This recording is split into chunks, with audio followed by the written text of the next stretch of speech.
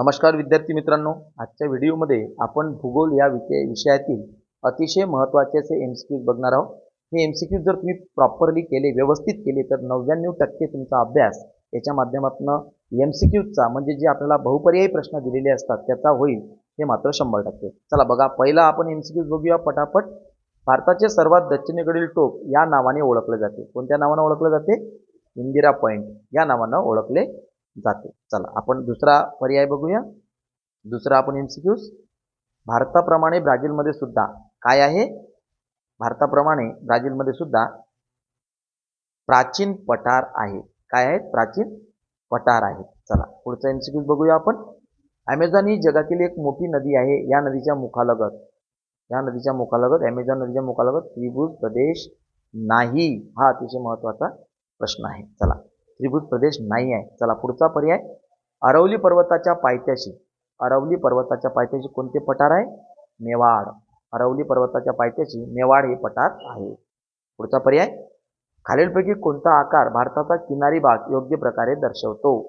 भारताचा किनारी भाग दर्शवणारा कोणता आहे? आकृती 3 नंबरची, तो भारताचा किनारी भाग दर्शवतो. चला पुढचा पर्याय बघूया की ॲमेझॉन नदीचे खोरे मुख्यतः कसे आहे? ॲमेझॉन नदीचे खोरे मानवी वस्तीस प्रतिकूल आहे. चला पुढचा पर्याय बघूया. अरबी समुद्रातील लक्षद्वीप बेटे ही कशी बेटे आहेत? अरबी समुद्रातील लक्षद्वीप बेटे ही प्रवाळ बेटे आहेत. अगदी बरोबर. चला पुढचा पर्याय बघूया. वस्त्यांचे केंद्रीकरण खालील प्रमुख बाबींशी निगडीत असते. जिथं वस्त्या केंद्रित होतात तिथं खास करून पाण्याची उपलब्धता हा महत्त्वाचा भाग आहे. चला पुढचा पर्याय आपण बघूया. दक्षिण अमेरिका खंडातील हे 2 देश ब्राझीलच्या सीमेलगत नाहीत. दक्षिण अमेरिका खंडातील कोणते असे 2 देश आहेत ते ब्राझीलच्या सीमेलगत नाही? एक आहे चिली आणि इक्वेडोर. हे 2 देश. चला व्हेरी गुड. चला पुढचा आपण पर्याय बघूया. खालीलपैकी कोणता आकार ब्राझीलचा किनारी भाग योग्य प्रकारे दर्शवतो? ब्राझीलचा बघा, ब्राझीलचा नकाशा आपण बऱ्याचदा बघितलाय, तर यातील हा भाग म्हणजे पहिल्या नंबरचा भाग हा किनारी भाग दर्शवतो. बघा, पूर्व, उत्तर आणि दक्षिण अटलांटिक महासागर आहे. चला अतिव्यवस्थित. चला पुढचा आपण बघूया पर्याय. गोलार्धाचा विचार करता खालीलपैकी भारत कोणत्या गोलार्धात आहे? भारत हा उत्तर पूर्व गोलार्धात आहे. तर मग उत्तर आणि पूर्व गोलार्ध दर्शवणारा हा एक आपल्याला डायग्राम दिसत आहे. या गोलार्धामध्ये भारत आपल्याला पाहायला मिळतो. चला आता पुढचं बघूया.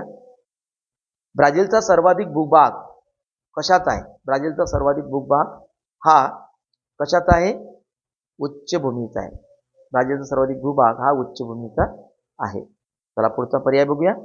नर्मदा नदीच्या खोऱ्यात केंद्रित वस्ती आढळते. याचं काय असेल रिझन?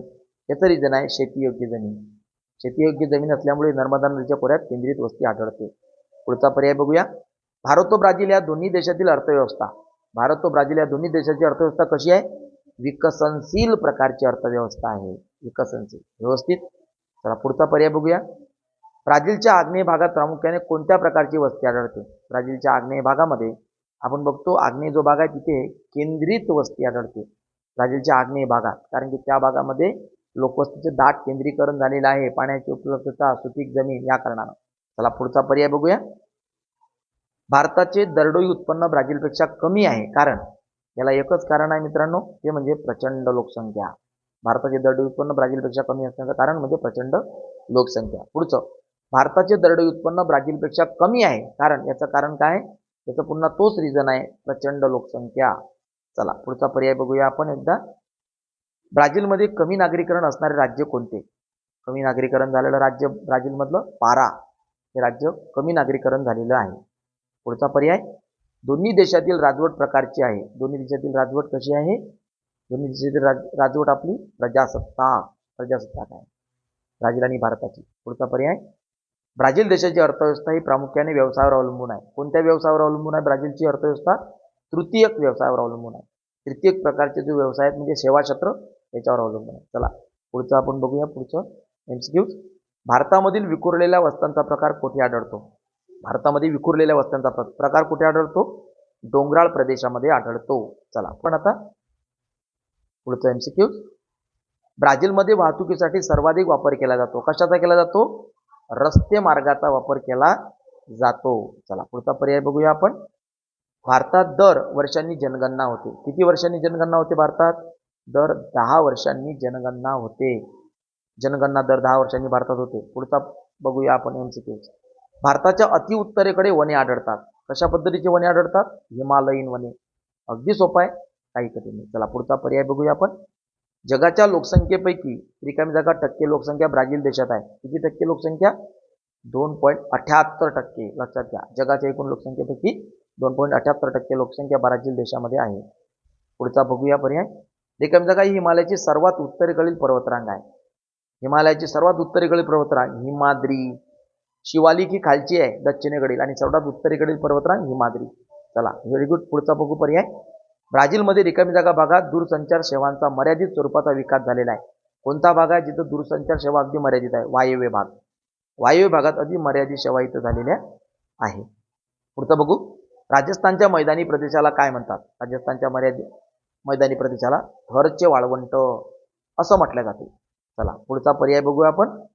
भारतातील रिकामी जागा राज्यात लोहमार्गाची विरळ जाळे आढळते. असा कोणता भाग आहे जिथं लोहमार्गाची विरळ जाळे आहे? तो आहे राजस्थान. राजस्थानमध्ये लोहमार्गाची अगदी विरळ जाळे आढळते. चला पुढचा पर्याय बघू. भारतात 500 मिमीपेक्षा कमी पर्जन्याच्या प्रदेशात काय आढळते? कोणत्या वनस्पती? 500 पेक्षा कमी. काटेरी व झुडपी अधिक व्यवस्थित. चला पुढचा पर्याय बघूया. भारतात रिकामी जागा या शहरात नोव्हेंबर महिन्यात पाऊस पडतो. नोव्हेंबर महिन्यात भारतात कोणत्या भागात पाऊस पडतो? चेन्नई या राज्यात पाऊस पडते नोव्हेंबरमध्ये सुद्धा. भारताला एकूण सुमारे किती किमीचा सागरी किनारा लाभलेला आहे? भारताला 7500 किलोमीटरचा सागरी किनारा लाभलेला आहे. चला व्हेरी गुड. चला पुढचा पर्याय बघूया. पुढचा प्रश्न. ब्राझीलमध्ये एकूण रिकामी जागा प्रमाण वेळा मानल्या जातात. ब्राझीलमध्ये एकूण 4 प्रमाण वेळा मानल्या जातात. चला पुढचा पर्याय बघूया. पॅन्टानाल्या दलदलीच्या प्रदेशात काय आढळते? महाकाय ॲनाकोंडा. अगदी बरोबर. चला पुढचा पर्याय बघूया. भारताचा सर्वाधिक भूभाग कशाने व्यापलेला आहे? भारताचा सर्वाधिक भूभाग मैदानी प्रदेशाने व्यापलेला आहे. अगदी बरोबर. चला पुढचा पर्याय बघूया. ब्राझीलचा रिकामी जागा विस्तार जास्त असल्यामुळे हवामानात विविधता आढळते. कोणता विस्तार जास्त असल्यामुळे? ब्राझीलचा विषुववृत्तीय विस्तार जास्त असल्यामुळे विविधता आढळते. Very good. चला अशा पद्धतीनं आपण इथं पर्याय बघितलेले आहेत आणि अचूक उत्तर बघितलेले आहे. याचा चांगला सराव करा आणि चांगल्यात चांगले गुण मिळवा. Best of efforts. थँक्यू.